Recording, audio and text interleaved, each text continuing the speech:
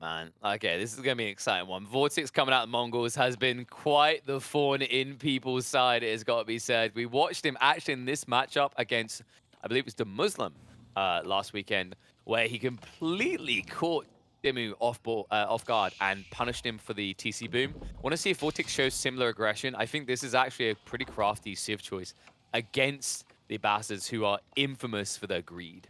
I love this one because if you take a look at the Lipany maps and the games that we have seen on this map, most of the times what do you see? Players picking Abbasid mirrors or Abbasid versus Rus, Abbasid versus French. Mongols, in a way, underutilized against the Abbasids over here, so a lot of wiggle room here for VortiX, a lot of room for him to pull off some sneaky maneuvers, maybe tower rush into second TC, maybe tower rush into fast castle. And let's not forget, this is not just any kind of Mongol player. This is VortiX, one of the best Mongol players out there, all the way since Golden League, really. Yeah, I think VortiX really, where it became one of his signature civs was his ability to micro them, right? I think VortiX is always the guy I want to look towards. Him and his bro actually, like, I'd say, like, they're easily top 8 micros in the game. I'd say VortiX is, like, top 3, in my opinion, from what I've seen of him. He's just phenomenal. It's a really important thing to be able to do well, especially with the civs like Mongols, because I think where these type of players can be more lethal is right now there's a lot more focus on feudal. And I think feudal lends itself more crucially towards micro than later on the game, where, you know, the thing that AOE4 was kind of signatured for is that it was a more macro heavy game, at least in the late game, compared to most other RTSs. Spearman with the villager already coming out here, ready to drop a tower, and now you sitting back at home might be wondering, why would you even tower rush the Abbasid player? They can just make a battering ram instantly and take it down. But here the point is not to shatter the entire game plan of ZertoN, it's just to delay that second town center for VortiX to gain a timing advantage. So this is not really about doing tremendous damage to the eco, rather just playing the delay game, playing the time windows. And this is interesting, actually. I expected him to place this on the northern side as opposed to the south to block out the deer and thus block out the secondary TC. It looks like he's more focused on the wood line. This feels a bit overly risky, though, because you're more likely to force ZertoN to torch it down. And it's not difficult to torch these outpost foundations down anymore. No, it isn't, especially when you only have 2 spearmen guarding it. For now, first tower going up behind the wood line, also denying the gold, but you see the berries are untouched, the stone mines are untouched, and you do have 2 stone outcroppings here for ZertoN, so it's gonna be next to impossible for VortiX to deny complete stone access from ZertoN. So it remains to be seen how exactly he's going to follow this first tower up. I wonder if he'll actually try for a second one on the northern side of the wood line. Usually most Mongol players just stop at the one now. It's just there to be a nuisance, but there's a lot of value due to the layout of the stones. Like, you know, he's not going to move west for the fat one over the left side of the deer. And if he goes east, he's out in the middle of a battlefield trying to harvest stone. So the most logical choice is for ZertoN to just want to play the northern one. Gotta give credit for ZertoN for calculating the amount of gold he needed. You see, he has 1 gold left in the bank after grabbing fresh foodstuffs. He had to do that quick math in his head before he deleted the mining camp, making sure he has just enough gold to get that upgrade. Though he won't be able to squeeze in wheelbarrow, and he also had to add 1 archer range at the beginning here. So you see, this is the concept of this tower. You just play the delay game, force the Abbasid player to make some moves that he normally wouldn't do if he were just let alone. Yeah, because that's the big issue that a lot of people are finding with dealing with the Abbasids right now is when you let them just play their game and they get to just have their own boom and they build military alongside it, they're unstoppable. Instead, you need to force reactions that slow down the benefits of this civ. And one big benefit, of course, is how quickly they can leverage a secondary TC. And that's exactly it. You force a range out, you possibly force a battering ram out, you possibly even make those lumberjacks a little bit more inefficient because they have to keep shuffling to avoid being hit by the tower. And this all delays the second town center placement. You see, ZertoN, at 5.5 minutes, he's just now starting to mine stone. Yeah, the interesting part to me is, like, I feel like ZertoN could have somewhat ignored this outpost and just built a lumber camp north side, but he didn't want to risk VortiX having a reason to double down on aggression. So instead, he just kind of accepted this play for what it was, something that he had to react to. I think it's also the fact that VortiX was probing ZertoN here, and if ZertoN didn't react, he probably would have followed up with a second tower. So yeah, it's probably the balance of the 2 things at the same time. Yeah, if you just think it's that logic, like, you could play north side wood line, and I think actually that's his intent, is he's eventually going to move there, he's just going to ignore the outposts. I think I like this a lot better. My concern is that ZertoN was going to build a ram, and at that stage, you'll just bait it in. You don't want to build a ram for one outpost if it's not really blocking out anything that's key. Yeah. It's a big one. Like, ram investment, 250 wood, is like more than half of what you need for that town center. And that's once again going to delay it by precious seconds. Yeah, it's the fact that you already had to go into the archery range, then into each of these archers. Like, there's a lot of wood cost associated with this. So that's why VortiX was trying to be annoying with this placement. But as a result, ZertoN has to play it safe and condensed. A little bit surprised he didn't get a bit more aggressive. At the same time, it seems like he doesn't want to have to worry about too much military force here in the feudal. So instead, just wants to play safe and condensed. He needs to play safe over here because keep in mind that VortiX, this is not something that ZertoN knows, but VortiX could easily go for horsemen here. In fact, he already has 2 horsemen on the field. So him only having archers, it would be way too risky for him to try and place on one of the hunts, especially because neither of the hunts that ZertoN has are optimal for placement of the TC here, given the position of the forward tower. I think even with that tower, he could have probably snuck onto the northern deer, but you wouldn't be able to access them all without being peppered by arrows. I think it's you would the have risk. the wood line. Yeah. It's just tough because like what you've essentially done with this TC is you haven't secured any new resources. Yeah. Right? Like the berries were already accessible. Like you can guarantee you're not going to be dove there now with this, sure, but they were realistically like already guarded. Yeah, I agree on this one. Like, this is a very condensed base over here, kind of suboptimal TC placement because you ideally want to expend towards additional resources. It's just the fact that ZertoN really wasn't left with a lot of options, given that VortiX had the map control at that time. Yeah, I think this does put ZertoN on the clock. So by about 11, 12 minutes, he needs to have ample troops to push out because now you're going to have to risk playing pocket ecos versus just having a strong point TC there to defend. Yeah. Speaking of timings, though, VortiX is working his way towards Castle Age, so good old-fashioned tower rush into fast castle, and this could be problematic for ZertoN to deal with because he's nowhere close to being able to punish that.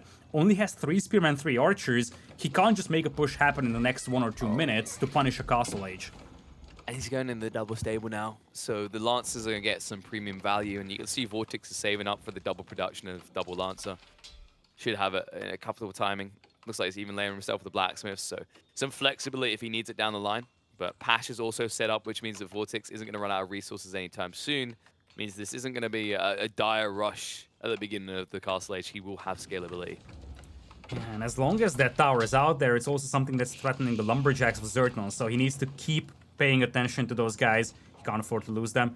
And yeah, the problem here is that ZertoN, he's going to be stuck in Feudal Age for a while, and he could be facing much better Castle Age units. I guess the silver lining is that he might actually get that scout killed. That where we're at. It's not the best of silver lines, but the problem also for ZertoN is he can't rush it anymore. He has limited resources. He still hasn't reacquired his gold access. He hasn't burnt down the outpost. I think something to keep in mind here is that if it is only Lancers out of VortiX, ZertoN can still defend, courtesy of a combination of a Camel Aura plus the spin with the Phalanx. But overall, I don't think VortiX is going to be that one-dimensional. I think it's going to set up for siege eventually, and that's why we see that blacksmiths. Yeah, makes a lot of sense. Also, VortiX doesn't need to push this one right now. In fact, he likely won't push this one.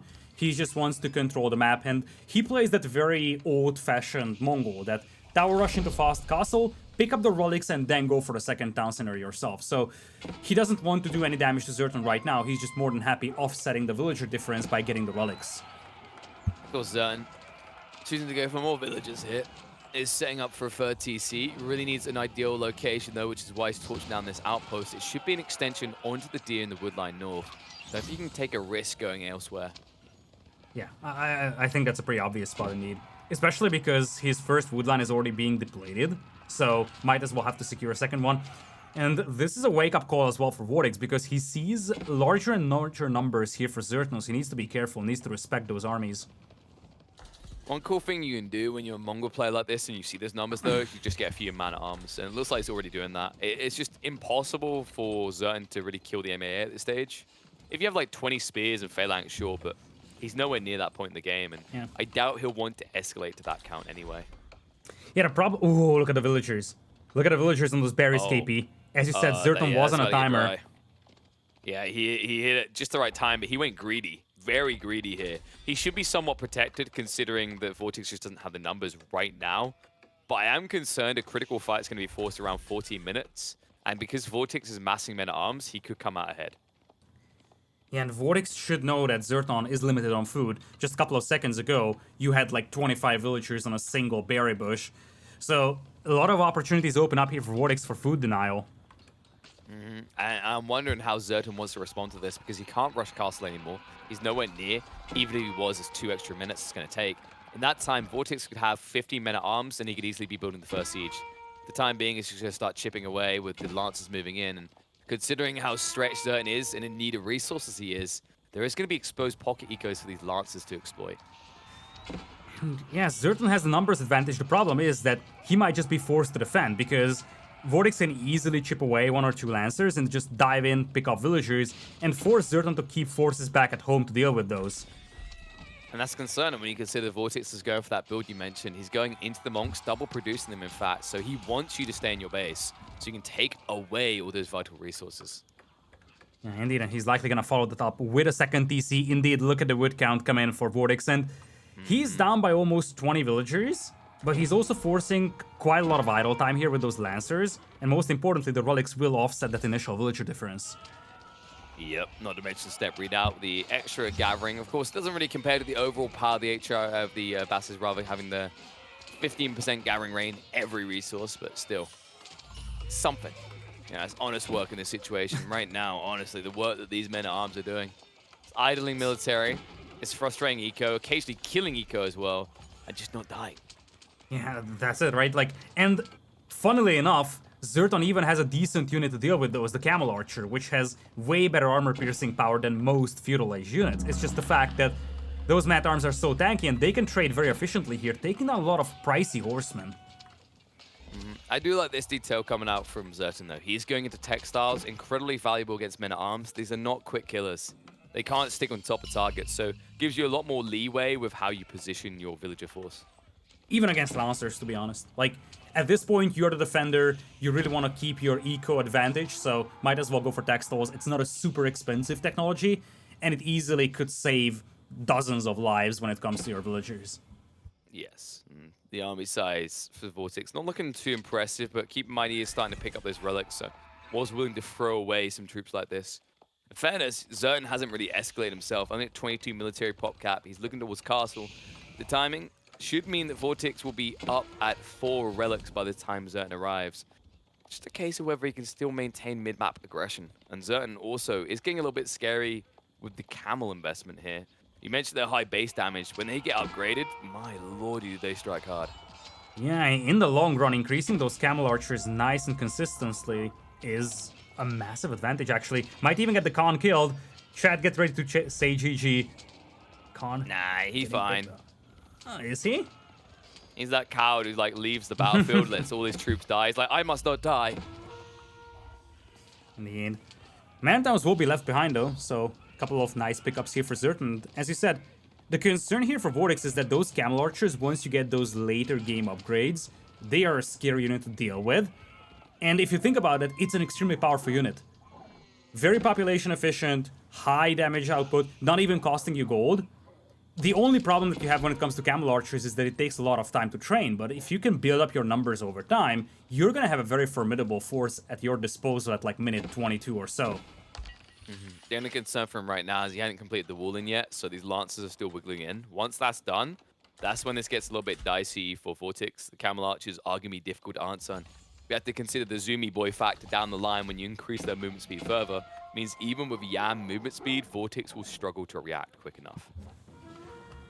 Yeah, indeed. I mean, those walls being delayed will delay ZertoN quite a bit as well. And, like, this is just giving so much wiggle room to VortiX. As you said, he's able to pick up all the relics, expand as much as he wants. Now improved siege engineering on the way for him as a tool to deal with those Camel Archers. Yeah, I feel like he's maybe a little bit delayed in this. I was expecting him to be looking to take out that extension TC a bit sooner, considering how important that was to ZertoN surviving. Maybe VortiX's logic is he didn't want to force an overreaction out of ZertoN. Instead, he just wanted to stem his timings and go for the relics instead, which does make sense for a safer long-term plan, but it does mean that ZertoN gets to realize his castle age as well. Yeah, ZertoN up to castle age himself. He's also on 3 TCs now, so that is going to be an extra edge when it comes to villager production. And honestly, he's reaching that 100 villager mark. Has a lot of resources in the bank as well. Look at that, 1,500 food, 300 gold. He could think about a lot of technologies here, or could even flirt with the idea of trying to rush an Imperial, given the fact that VortiX doesn't have tremendous forces. Yeah, but IR Mongol player, IR not care about villages, IR smash farms that you're now building. True that. I think Sorry, I'm ZertoN just started the thinking farm transition already. Yeah, that's what I'm thinking of. Is like if he spreads out, which a lot of Abasa players do, and he's built his farms near the walls at all, like VortiX can get premium value. You can already see his prep to Mangonel. Even if you just had trebuchets, it's ridiculous how easily you get paid for taking out farms as Mongols. That's where credit goes to ZertoN, because he has walled off a pretty significant portion of the map for himself, so he's got a lot of space at the back for farming. It's gonna be a little bit more difficult for VortiX to do damage on those future farmers. Sure, but where do you think ZertoN's going to build those farms? Be realistic about this. I've watched these players. Like, it doesn't matter how much of the map they take. They always build them near the TCs for efficiency. Because, like, there's less idle time for villagers, right? And all of his TCs are frontline. True. Hey, look, there's already two. I told you. Like, it's so typical. They're like, oh, yeah, I don't want my villager to run far. They set them up on top of the TCs all the time. Double towers coming up here for VortiX. He wants to expand that YAM network, and you see he's getting ready for a push over here. Army numbers is relatively close. In fact, the army of ZertoN might even be more convincing than VortiX's. Crossbows, camel archers. I see a Mangonel only on one side, and I don't see a quick way of killing it. That's a little bit spooky here. It's actually going to hold ZertoN hostage in these fights. Looks like the army of ZertoN is split into two halves. That's going to make things a little difficult. But he managed to pick off the villagers, so no towers for the time being for VortiX. Buys a lot of time here for ZertoN, and he's coming in with the first Springgold. An ambitious place to build it, though. I'm glad you agree, ZertoN. I think you realized just how long that was going to take. Maybe on the old patch, the old version of where it took half the time, that would work. Instead, we'll get behind the walls. The walls are at least going to delay this somewhat. Consider this. VortiX did go hard into range, so it doesn't have a quick way of torching through the walls. However, he will idle a decent amount of eco in the area, and the Mangonel could still threaten the gold line as well. Yeah, ZertoN is getting close to a keep here, so he could easily buffer this up if he gets the stone in time, but pressure is intensifying here from VortiX, and he's going to have the YAM network soon. First Springgold's popping out, though, as a way to deal with the Mangonel. This is where things could get a little difficult for VortiX. I don't know how he would push into this one. And the bigger issue is if ZertoN realizes he can go mangoes now, because VortiX is basically begging to be smashed by rocks. Crossbows and spears don't fare well against mangoes. Through that, not much vision for ZertoN over here, almost running into the Mangonel fire. Kind of sidesteps it, tanks a little bit of a shot, is ignoring it right now. Sprills are being built up in the meantime. Defensive arrow does come out from VortiX, and Sprills are now reacting to get rid of ZertoN's forces, but Mango already down, backstab coming in. VortiX will stand his ground underneath the outpost, and it's to his advantage here. Although ZertoN has homeland production on his side, he needs to retreat, and that means that VortiX will get the ability to continue snowballing the siege, and now target into the TC. Numbers and momentum just on the side of VortiX in that battle. Finished the Springgold and placement on the tower as well. That just marks ZertoN's time to leave. And now ZertoN is in a tough spot, because the army numbers are looking a lot better for VortiX now. Up by almost 50 in military. Hey, look at that. The Abasa player set up all his farms on the 4 TC. It'd be a shame if someone was to build a few mangoes. I don't want to be that I told you so guy. Well, he has farms at the back, okay? Let's look at the back of his base. Yeah, but he still has them at the front as well. That's the bigger concern to me. Yeah, oh, there we go. So, yeah, exactly. Like that was the people in the berries. But this is so typical of players looking for max efficiency. And they always forget that Mongols want you to have these farms in location. Folks, like, let's say he builds one treb, which he's now doing. These trebuchets will insta-kill each of these farms. It doesn't take very long for trebuchets to pay for themselves this way. Bit of a religious face-off over here, contemplating the ways of God. as currently VortiX is in control of that sacred site, which is funny because neither of these players may actually notice that this thing is going on because there is no notification about the sacred site. True, but you know why the Mongols win there? It's not just because they were there first, it's because the Shaman has a cooler hat. Does he? Of course he does. I think the Shaman has the coolest hat in the game. Of all I mean, it's you thinking it, but what does the game think? I mean, bro, look how cool it is, dude. Wait, what? he's embarrassed. We put too much attention on him. He's very camera shy. Hey, look, here come the Trebs. Aren't dealing with the farms first, though. They're going straight for the TC, realizing there's nothing to protect here. ZertoN now overburdening himself in his sprints, but he's only catching up to VortiX's count. Offensive keep is going up behind this, but does mean he's going to be forfeiting a lot of forward infrastructure here. TC is going to be going down. Way too much space forfeit here. Like, he could even lose the mosque. Multiple gold mines are being denied. This is way too much ground forfeit, and look at this beautiful hill position that VortiX has over here, already supported by the YAM network. And the problem for ZertoN is that he isn't going to win a Springgold war here. He doesn't have the advantage. He's got a number advantage by 1, 6 versus 5, but that's insignificant, really. It's more the wood situation. Like, he's running out of wood quick. You can see he's draining his safe resources. He has at least got gold to the north side, but that's a small gold stack, and he was already tapping it. So once that's gone, you're going to see some desperation coming out from ZertoN. He needs a good fight before that point. And you can see he's at least coming up here for this goal, but my concern is this is still a flankable point. Even with Palisade walls here, if you Lancers come in and torch their way through, you're once again in deep doo-doo. And there goes the mosque as well. Every single building being burnt down also gives a lot of extra bounty and resources to work with for the Mongols. Rebs, what in the deuce are you doing? Can they even know? VortiX has got the Springwood advantage though, so ZertoN does need to show some respect here. Trade outs will commence. ZertoN should be at a slight disadvantage, but so far it's looking pretty damn good. All of a sudden, starting to swing back for VortiX. Mangonel's coming into play, and all of a sudden, ZertoN can't hang around. He wouldn't win this fight anyway. The crossbow count is too big, and it feels like he's quickly losing control. In fact, VortiX has double the military cap, and he's going to extend that further. That is a massive lead that VortiX has over here, still controlling the game with the Springgold numbers. And it makes it impossible for ZertoN to field his own mangonels against that massive blob of crossbows. As long as VortiX controls the game with the Springgolds, ZertoN has no means of dealing with those crossbows, other than a heavy switch into horsemen, but this is not something that he has time for. Floating a lot of food and wood, but simply struggling to put those onto the battlefield. This is something that VortiX does so well that I think a lot of aspiring Mongol players should take note of. He's very good at leveraging higher military count to balance his economy off of aggression. By being aggressive to the Mongol players, you get paid. You get paid every time you burn a building. That's what he's leaned in towards. It's the efficiency of the way he trades into the follow-up of burning buildings that has allowed him to compete with an economy that should be vastly superior to his own. Indeed, that's a big point. Like, being able to burn down those farms is something that's going to give him immediate resources as well. Not just the fact that you're getting resources, you're getting that right in that very moment, so you're getting paid immediately, and that's also something that keeps that momentum going. Yeah, I think that the trick is to not think about it as a how much do I get paid for the farm. You always have to think about the fact that there's a resource differential there. It's not just that you got paid for burning the farm, it's that your opponent now has to pay 75 wood to replace it. Indeed, that is true. Much more wood needs to be paid to replace Springgolds though, as the Springgold number advantage is still on the side of VortiX. Keep being kept alive for the time being, and ZertoN flirting with the idea of Imperial maybe now that he's pop-capped, but it's just such a risky call at this very moment. Yeah, I think ZertoN, he can't rush Imperial. If anyone's going to go Imperial, it'll be VortiX. But for the moment, he's going to be forced to reinvest in the military. Fight coming out.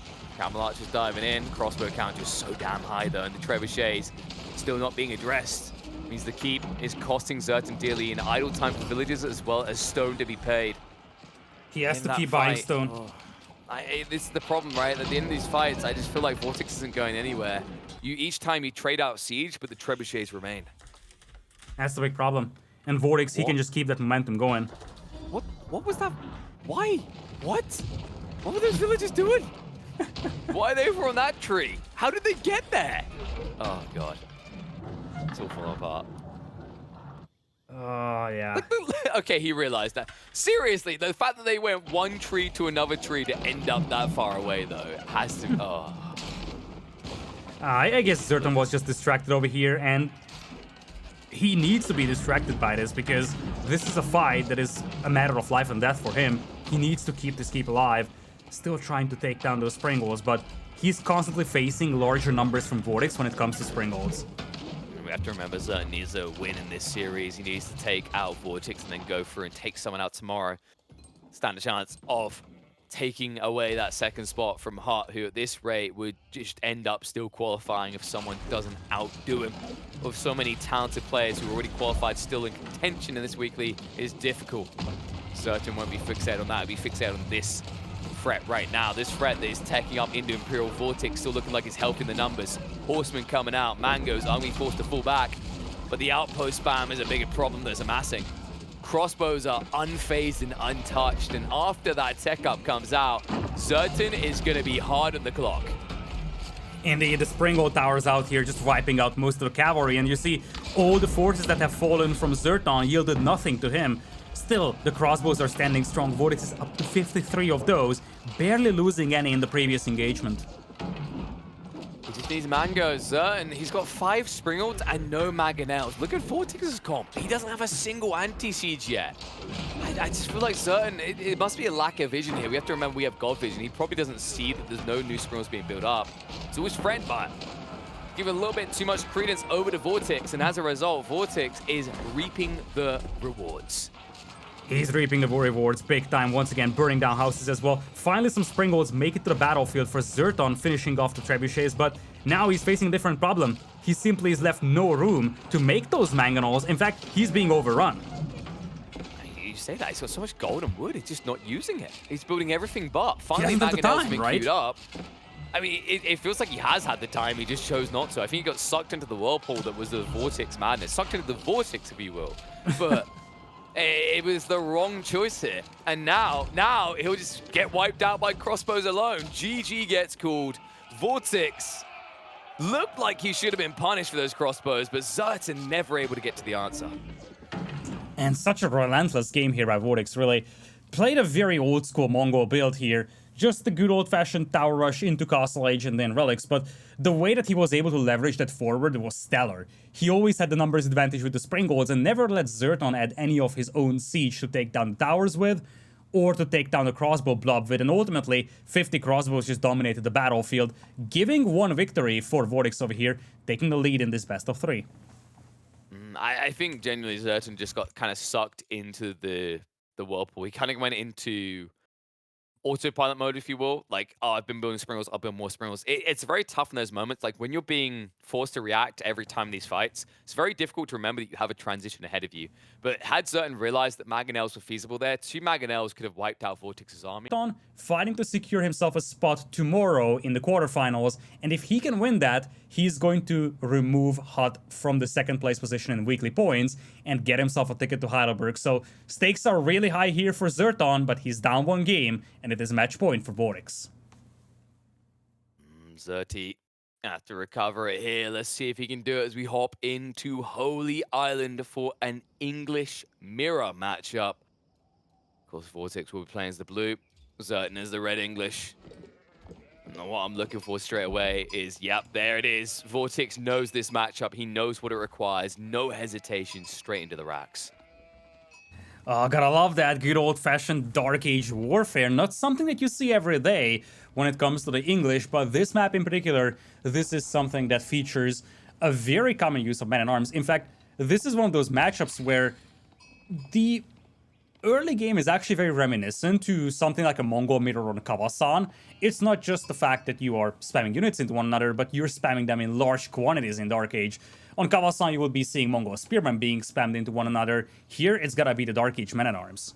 Now, something to pay attention to is whether ZertoN scouts this out early on. So far, he's wrapping and rotating, looking to cheat instead. He's not actually looking for this racks.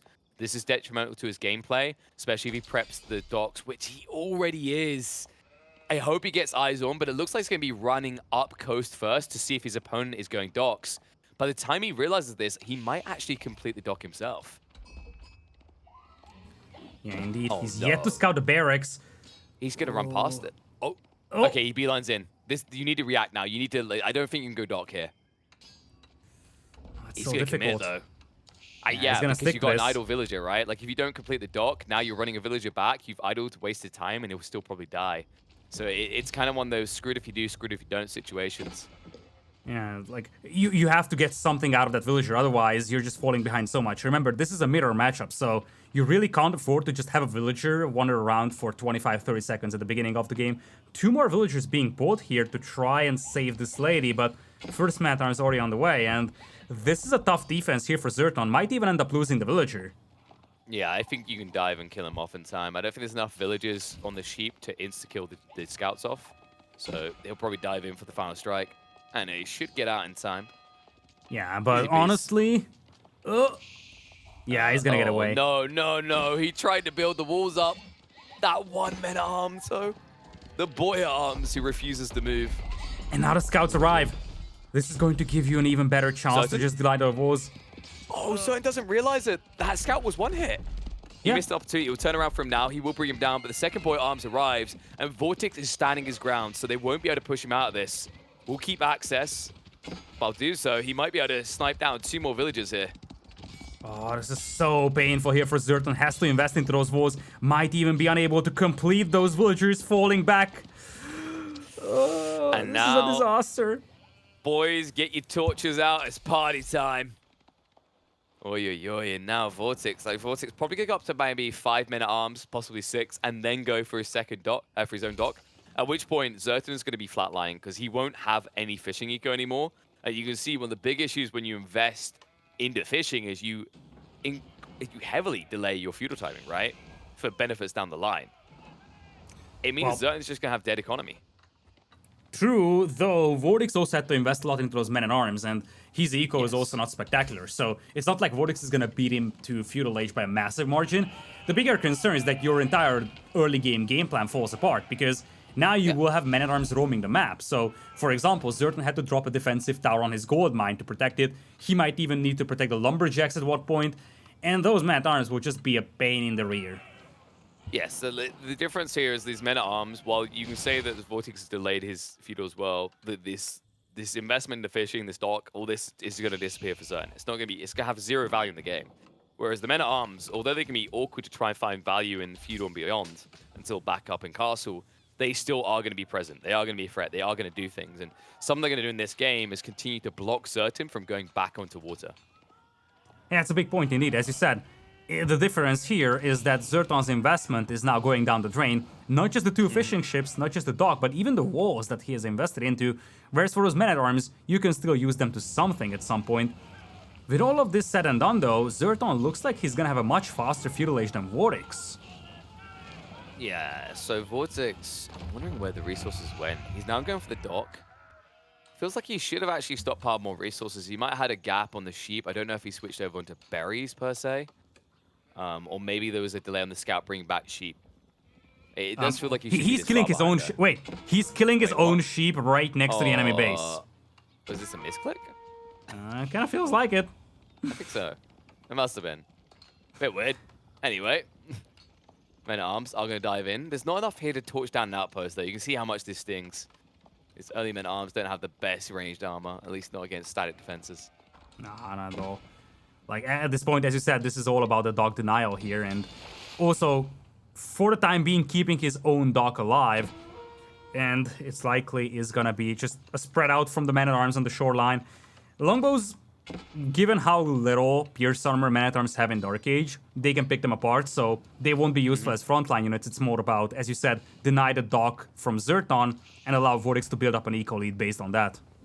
Yeah, and the problematic detail here for VortiX is because he's going to be so delayed in his own feudal, he doesn't actually have any answer at all to the longbows. You can't even rely on galleys once you arrive in feudal, right, and then play near coast, because the galleys don't have enough tile range to attack longbows. So there isn't anything that can hold this back, which is why you see him completely forfeit and walk all the way back to his side of the map. Yeah, he's gonna have to rush that landmark, by the way, because his gold is rather exposed. So, wouldn't be surprised to see VortiX rushing up his landmark with like 8+ villagers, trying to catch up as much as possible to ZertoN's uptime. Curious if VortiX will just invest in a galley straight away, just to try and block the re-establishment of a dock a different way from ZertoN. But it looks like ZertoN is going a different way about this entirely. He's setting up a dock on VortiX's side. Now, VortiX was patrolling around the area, but he's so distracted reacting to the scouts on his dock, he probably won't notice this. Yeah, I love the diversion. ZertoN knows that he probably won't have the chance to torch down the landmark, but that's not even the point. The point is that you just want to distract those men-at-arms, let yourself get a dock up. These little boy arms on the wood line. In on the wood line, rather, and yeah, that's gonna idle a little bit. That's gonna be annoying for ZertoN, and it might prevent him from starting to escalate Lombo count quickly. Keep in mind he also wants to get the dock set up in the galleys. That also requires wood. So while these men-at-arms are gonna go down, they're thrown away for a good cause. A lot of idle eco in the back of ZertoN's base, and a few villagers dead alongside it. Yeah, that's the big thing, right? 2 villagers killed, make it 3, and a lot of idle time. In a civilization matchup where wood is just imperative, not just because you want to make longbows, also because you want to make a galley, and like, ZertoN has the dock up, but he still needs to make a galley. He was gonna be... Actually, he's gonna be able to squeeze it out. He got what he needed, and VortiX is gonna be kicking himself for not noticing this. It's the difference between not losing that scout and losing that scout in the early kerfuffle. If he kept that second scout alive, he probably would have seen this dock going up. But now, by the time he realizes it's there, it's gonna be attacking his eco. It's annoying. Luckily for him, he doesn't have a ton of eco on the water. Actually, quite a lot of fishing ships, so will definitely be an annoyance at the minimum. I mean, you feel like you've got the dock side for free now, right? You feel like Naval's fully under your control and you don't have to pay a price, so you are going to overbear yourself in terms of fishing count. Another concern is, because of that, VortiX isn't building a galley of his own. By the time he starts getting into it, it's going to be 45 seconds away from protecting his fishing line. Even if they all find somewhere to hide for that time, that's still a lot of missing eco. Ooh, that's a problem for ZertoN. No, he's got it. It's fine. Was delayed. Yeah, but it's just like, in this situation, it was delayed, which means VortiX built even more fishing boats. Like, usually it's bad, right? But like, in this situation, it's beneficial unintentionally because VortiX didn't build a galley. Fishing ships. They will get in. Notice the VortiX peeled off to the east side as well, so this galley won't be able to pursue because it wants to block out any gathering at all. And also keep in mind that, you know, you've got your fishing online, but it's on the front line. And lombos are arriving. And what did we already highlight about galleys versus lombos? Galleys can't do much, right? And yeah, the little kid trying to reach for like the table. Someone's on it, but they can't get it. Like, someone give me a step ladder. Yeah, and you have to be cautious here if you're ZertoN, because sure enough, you can snipe down the enemy fishing eco, but if you overinvest into water, that could easily just result in VortiX overrunning you on land. And look at that, a sneaky dock coming up on the right side. You gotta be cautious not to lead those galleys out there with your own fishing ships. Longbows moving in from VortiX. Surprising that he didn't just shut down his opponent's fishing. This is a lot harder to breach. You are up against an outpost that you know about. He could try to weave around with the wood line, but by the time you get there, ZertoN will have built enough lombos to attack you. Yeah, that's the concern, right? We talked about this one before. English is a great defensive civilization, so even though VortiX wants to push this gold mine, it just takes so little time for ZertoN to catch up in the longbow numbers, plus he has the network of castles bonus as well, so really, VortiX has limited chance to do damage on land with those longbows. Yeah, I'm wondering if VortiX was just trying to force ZertoN to invest in more lombos so that he could catch up in the galleys. It just feels like a move that wouldn't make sense, and VortiX is no stranger to the English. Like, realistically, you saw the fishing. You could have just attacked the fishing instead. So I think this was just all kind of a ruse, weirdly enough, to get ZertoN to build more lombos. Or maybe pressure the gold mine. I think that's the bigger thing. You idle the gold miners, make it much more difficult to replenish those galleys. True. Maybe also he just thinks ZertoN is not good at microing, because right now, like, ZertoN is losing more lombos than he's killing. And I mean, yeah, he's targeting the men-at-arms, but the men-at-arms were never going to do anything in these fights anyway, right? So it's a net positive for VortiX. He's once again finding another use for something he built very early on. And do keep in mind that at the beginning of the game, we have seen some villagers fall. We have seen a villager fall to the scouts, a couple of villagers fall to the men-at-arms. So the net eco difference is massively in the favor of VortiX, so he can outproduce his opponent here on land, it seems. And by denying those gold mines, it's gonna make it much more difficult for ZertoN to fight this on the water, allowing VortiX to also have a functional fishing eco at the minimum. Yeah, and keep in mind the production on the naval side is starting to go in favor of VortiX. It's like ZertoN is keeping neck and neck, but once again that micro. This is something that VortiX loves to do. He does it more frequently than practically any other player in the game, except his bro. Is look for that moment where you're looking away, and then pull aggro for you to go deeper. Really effective, and it means that ZertoN's now on the defensive. And also, you can see extra tech coming out in favor of VortiX. We're going to get that additional range on his galleys, so there'll be no running away for ZertoN. Yeah, no running away. Indeed, fishing ship's already getting taken down here. It is 4 versus 2 with the galleys. Another one is about to pop, but now numbers advantage on the side of VortiX on the water. And look at what VortiX is doing as well. He's mixing in some men-at-arms. He has gotten the feudal age upgrade as well for those two, so he's gonna have a decent tank unit on the battlefield as well. Villager on the shoreline could also get picked. This feels like everything is looking better for VortiX right now. Villager count, fishing count, longbow count, galley count. Like, there's not much that ZertoN has going for him. I think he needs a transition. I think it has to be a land transition. It feels weird, but you have to accept that you won't be able to combat naval anymore. Your economy is just too weak. The problem is the snowball effect, because VortiX already has a functional fishing eco, so it's not just the fact that he would win water and over time he would build up an eco lead based on that. The problem is that the moment you forfeit water, you essentially tell VortiX that, okay, you can have 15 extra villagers over me. Oh god, it's getting worse and worse. He's recruiting the short bows. But to your point, yes, but also what's the alternative? Die slower? Right? Like it's I'm not sure if there's an alternative here, KP. But you have to all in for something like this, right? Like land, go second TC, try to boom up. It's probably going to not work, but your alternative is you're just doing the same thing over and over again, and you're losing more and more. Like, I don't feel like VortiX has lost a trade in the last 5 trades we've looked at. Yeah, I think his only option is to play 2 TCs on land, because he needs to maintain at least a reasonable villager gap. He can't keep falling behind more and more. So his only reasonable response seems to be a second TC on land, but even then, it feels like a long shot because VortiX just is playing so confidently, really. Yeah, I mean, it was already bad enough on the waterfront when VortiX got the extra attack range. The fact that he has the damage increase for range and ZertoN doesn't, like, that should tell ZertoN everything he needs to know. He's never coming back into war now. He's locked out. So he has to go for this kind of cheeky second TC or Castle Age Rush type play. And, well, he can't get either. ZertoN, he done all the numbers in his brain. He realized it was not going to work. And the reason is because he got spotted in that northern gold line. So he will call GG. VortiX will make it a pretty quick 2-0 in favor of him. Indeed, very convincing games, especially this game number 2. This was just dominant from him. And as you said, things started snowballing right at the beginning of the game with those men-at-arms really doing some damage in Dark Age and essentially crippling the entire early game plan of ZertoN. He wanted to go for the dock, got denied, and from that point on, it was just cruise control turned on.